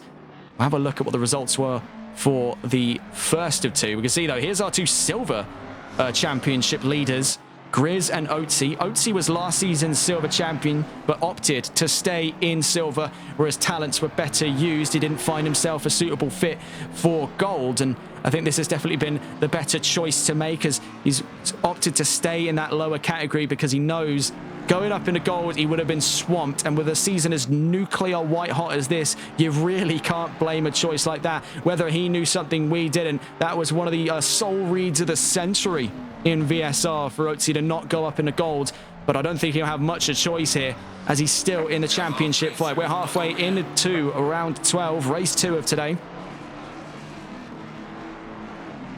As we watch here, the fight for 4th position. We've been watching him with the defending of the 2 cars, VSR Grizz, but let's see if we can catch the attacker's perspective here from VSR Otzi's point of view. Let's see if we can find him here. On board with the number 6. Down through turn 14 we go then at Adrian Campos.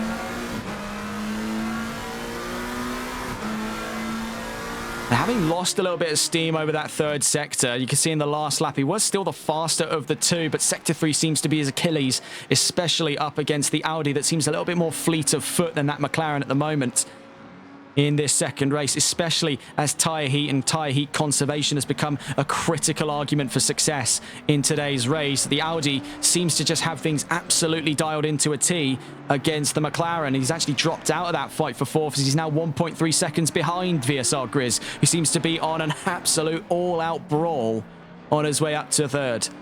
But he's still got quite some time to clear before he's anywhere in the range of the podiums today. VSR Grizz did clear that 1.3 second margin. It's this middle sector that seems to be his problem, because he's lost already 0.3 of a second to VSR Otzi, who's got him pinned. This seems to go back and forth really between these pair, this pair I should say, not these pair. There's not multiple pairs to be discussed here. This pair of drivers, and they find themselves in a near state of equilibrium for that battle of fourth position. Quickly catching on board then with Tyler Vermaak, pushing in the 835, an eerie sight from last race. Driver of the day for round 11. Has a much better start of things for round 12, but he's struggling to make more time for the lead of that race. Looking in those last laps there, 132.087 to a 132.212, on average 0.2 of a second slower per lap. That is not grand news then for Tyler Vermaak, as this is probably one of the most beneficial situations for that Porsche. We know tyre degradation is a huge concern at Porsche, and this is probably one of their best opportunities here, because with track temperatures lower, it means core temperatures are lower. It means the tyres aren't getting heated up. They don't get chewed out anywhere near as quickly. Heat seems to be a massive problem. Not only is it keeping the heat, gaining the heat, it is keeping it at a suitable level. Overheating is another big problem for the Porsche 992, just on account of the fact of how much weight it's towing over that back of the car. It makes those rear wheels especially very sprightly. And for a rear-wheel drive car, no matter if you've got traction control or not, you can argue that it does make the car a little bit of a riot to drive, and that can either be a good thing or a bad thing. We've seen right now, though, in Valencia, it is an incredible thing for Tommy. As for that Aston Martin, it's stability versus ambition here in terms of machinery. The Aston is the jack of all trades for GT3. A very, very popular choice indeed. As a matter of fact, the championship leader, White Doctor, is using an Aston Martin V8 Vantage. It is not difficult to see where the popularity for this machine comes from. It owes its heritage to GTE, where it was an absolute riot in the former GTE category, winning several 24 Hours of Le Mans. And all of that DNA traces down into the younger sibling, the GT3. Not only that, Aston Martin have been constantly updating the Vantage, even giving it an Evo package last year in line with the release of the facelifted V8 Vantage. Not only this gives it a brand new look, it also gives it sophisticated aerodynamics improvements. Right now, though, we can see that Vermaak seems to have found his flow, because he's made 0.3 of a second up over the course of the last lap, and he puts himself 1.3 seconds within range of the lead of this race. Having a look around the field, Smiler having a little spot of bother in his Aston Martin on the exit of turn 14. Fellow Aston Martin there, Tommy Johansson, on his way down towards turn 14, is in 12th position. Shawnee Mack failing to gain ground after his incident that set him away from that top 5 on thoughts of what could have been there. That has got to be a bit of a grey moment for the number 4 at the back of the field. 10.5 minutes left to go. Tommy leads the charge then. Having a look here, the number 44 and the number 6 are back at it again for 4th position. Otzi v Grizz. Now to the benefit of Grizz, as he's the defending one here. On board with Otzi's perspective from the silver category.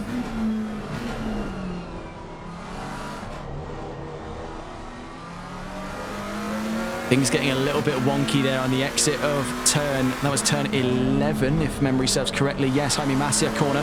Now out through turn 12. It is such an awkward jut there out to the right. And then it brings us into this long, sweeping left-hander into a heavy braking zone, trying to use a little bit more of the track there, juts himself out to the right, then to the left. You can see how much that's rewarded him, because it's put him right up the tailpipes now, the number 44, trying to break the toe off of him. The number 6 has got him dead to rights. Down the opening straight, he was 0.6 faster. And as we head to turn 1, surely he can't be thinking of a move this early on. No, as a matter of fact, he'll be waiting until after turn 1 to run it around the outside and off track. Well, that was good that he backed out of that there. That would have been a pretty clear-cut incident for him to pick up potentially some penalty points or even a timed penalty. Oh, my word. Did you see the rotation from Doohan corner? Turn 3, now turn 4 at Nico Terrell corner. Then turn 5. Another battle to report as well is a little bit further down the line. Wishful Winnings versus VSR Chris.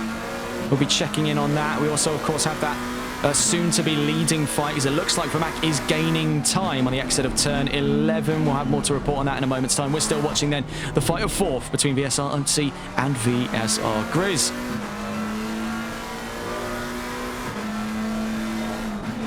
Oh, that is very late on the brakes for Otzi there. He's done very well to keep himself out of trouble. That could have been a serious incident. Just took the longer end of the track on the left-hand side. Keep himself out of trouble. See these drivers now, they're perhaps losing a little bit of focus on track. They're focusing so hard on what the other is going to try on the next coming lap. They're having to think moment to moment here. This is all now instinctive between McLaren and Audi. And this is racing at its most primal, by the looks of it here, or at least racing etiquette at its most primal. As to the benefit on that last lap with a 1:33.905, just about 2 tenths faster was VSR Grizz in the Audi. Number 44. We're watching with the number 6 in its fight for 4th. Just under 8 minutes left to go then. We're in the bookings for about 7 laps of racing before the checkered flag brings us to the end of what has been a spectacular dual set of races here at the Circuit Ricardo Tormo in Valencia. Very nearly contact there on the exit of turn 4, then to turn 5.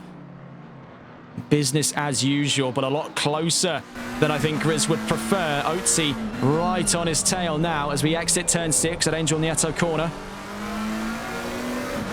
Calm and controlled right now in the court of Otzi. Takes a little bit more of an aggressive line just before, so out through that slight kink at De La Afición at turn 7, then into Bernat Martinez. Then through turn 9 and 10 at this little S's section here, straight onto the brakes on the exit of turn 9 to try and give himself as much advantage through turn 10. You can see over the 2, he's had the better line. Oh my word, that nearly took the pair of them out, but what it has done is promote Otzi up to 4th. That near half spin, let's call it a quarter spin for Grizz, was catastrophic. So Otzi's just been able to put enough pressure on him there to make him crack. And out through turn 14. Grizz still on the back end of the McLaren. Now, of the 2, he's going to be benefiting more by being in the slipstream. That McLaren, make no mistake, is no slouch on acceleration. And with a half-mile straight, he has definitely got a little bit more to give than he would have at, say, I don't know, Circuit the Americas or a track with anything longer than half a mile for a straight. But the McLaren tends to struggle. Grizz, though, trying for the inside at Doohan. And the strike back by Audi. It was so close past the apex there. They've come out too wide on their way to turn 3. Grizz has to slot potentially back in behind. Otzi runs nearly to the right-hand side of the track as we enter turn 4. Grizz is on the racing line, trying for an aggressive late apex, but doesn't make it stick through turn 4. Then through turn 5, he's still on the back end. Up towards turn 6. This is incredible stuff between the 2 Silver Championship leaders.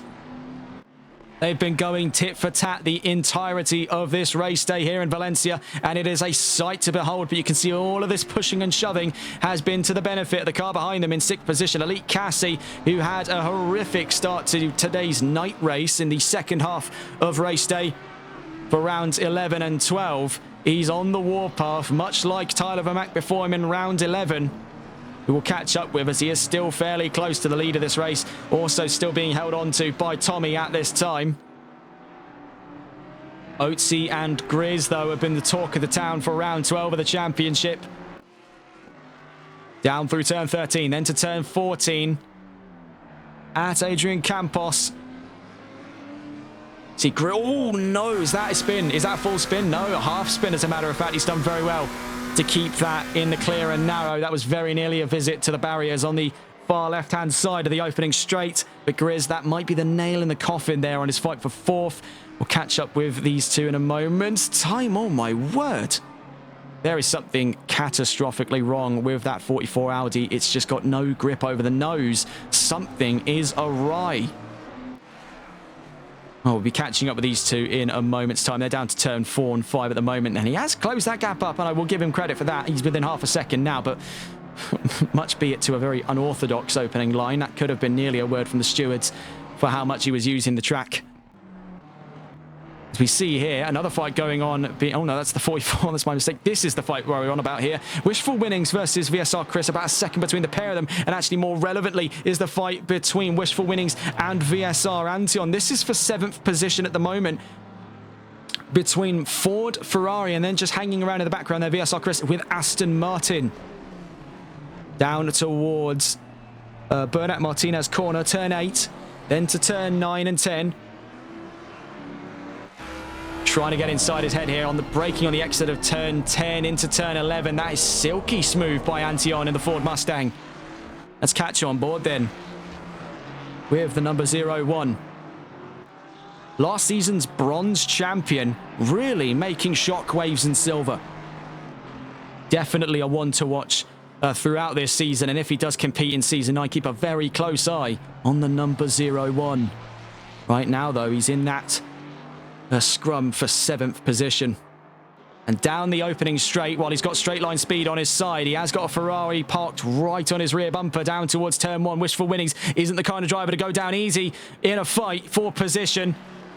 As we go barreling down through turn 1, we're on the horizon here for turn 2, looking for the inside, but doesn't go for it straight away as Wishful Winnings. But bear in mind, all of this swerving around the track is scrubbing speed away, and it is allowing the arrival of VSR Chris. We've just got news through there. As you can see, a drive-through penalty. It's all come crashing down in the last couple of minutes for VSR Antion. He'll be beside himself then on what could have been a very solid top 10 finish.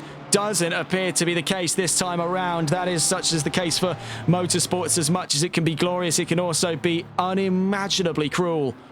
And that appears to be the end of the line for Antion. Looking around the field then, having a gander at our next couple of fights, we can see that right now, in terms of things between Otzi and Grizz, they found themselves in the company of a third driver in their midst, and that's Elite Cassie, who is not taking no for an answer this time around. Let's get on board with Cassie, as a matter of fact, who looks to be the dark horse of this fight for 4th. On board with a much more somber soundtrack of that inline 6, courtesy of BMW. It's a definite quieter tone than what we're used to with the V10 and V8 in front of him there from McLaren and Audi. And did drop away on that last little corner there. He's just not able to hook everything up where he wants it to be on the exit of turn 14, but this is where he has a better opportunity through turn 1 and turn 2. He's just out of range there to not suffer anywhere near as much aero stall as the McLaren in front of him. Will stay on board then with Elite Cassie in his fight for 4th position. He's part of a 3-man deal here between Grizz, Otzi and himself. Audi versus McLaren versus BMW. We head down to turn 4. And he's got front row seats to the fight of the day here in round 12. And up on the inside at turn 5, rubbing doors though. He's not happy at all, that VSR Otzi. He's not going to be sitting there and taking that one easy. He will probably be having words there with the stewards at the end of the race for stuff like that. And this is not the first time Cassie's gotten himself into a little bit of centre of ire on the grid here. Out through turn 8 we go then at Bernat Martinez. Up through turns 9 and 10. Very quick into this middle sector now. Through to turn 11. A little bit wider past the apex. You can see the Audi showing us what that corner should look like.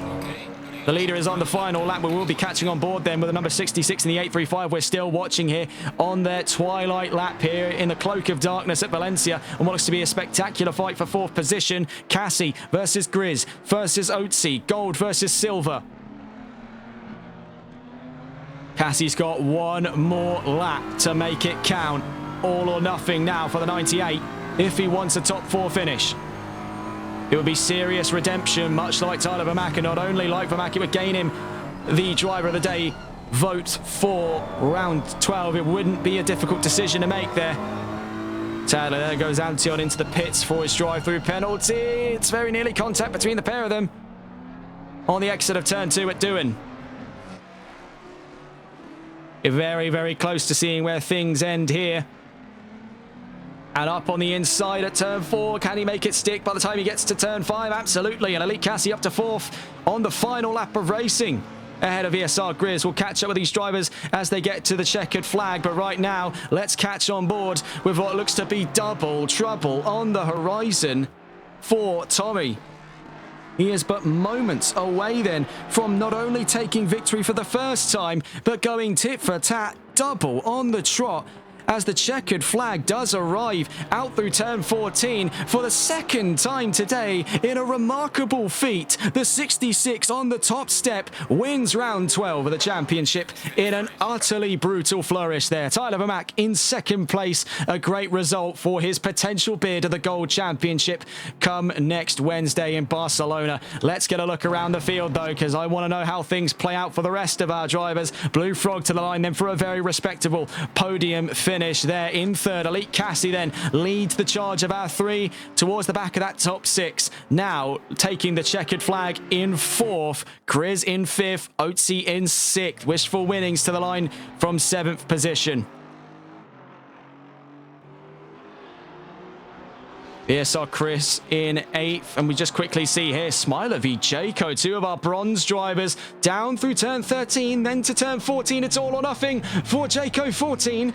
Is it his lucky day? Absolutely. As Smiler goes wide at turn 14, so to the line. Jayco 14 looks to scrape his way to 9th as he takes the checkered flag. A last-second bid there for the Porsche. Two Porsches inside the top 10. Smiler rounding things out with Aston Martin. Antion to the line then on thoughts of what could have been, with that drive-through penalty playing a huge part in his outside of the top 10 appearance today, but he'll be taking home more points, which you can't necessarily argue with. Tommy Johansson to the line then, and Shawnee Mack making a brief appearance to the top 5, but sadly after an incident finishes 13th today in the number 4. All is not lost yet, though. He had a solid points haul over the course of the last 2 rounds today, so he'll find himself still in the podium positions for bronze come Barcelona at the penultimate round of the championship next Wednesday. But that was spectacular stuff in a, I believe, potentially record first, but definitely a first for Season 8 of our 3 sprint rounds, that someone has dominated every qualifying session, every race. That is brutal. As a matter of fact, I'm pretty sure that could be a grand slam for Tommy, and what a way to bring about the final couple of races of the championship from there. He's waited all season for a moment like that. Very, very well done to Tommy then. That makes it a bit more of a difficult job to give driver of the day, but we're going to have to give it to Elite Cassie on much the same as we gave it to Tyler Vermack. Seeing a driver cut through the pack like a hot knife through butter is really a sight to behold. What a show it has been then, and we hope that you enjoyed watching along at home. That's all from us, though, on TRTN. A very well done then to the number 66 of Tommy. 2 wins in a row. And at long, long last, he not only took his first, but he took his second as well. Double trouble for Porsche. That's all from us, though, on TRTN. Have a wonderful rest of your evening and take care. Good night.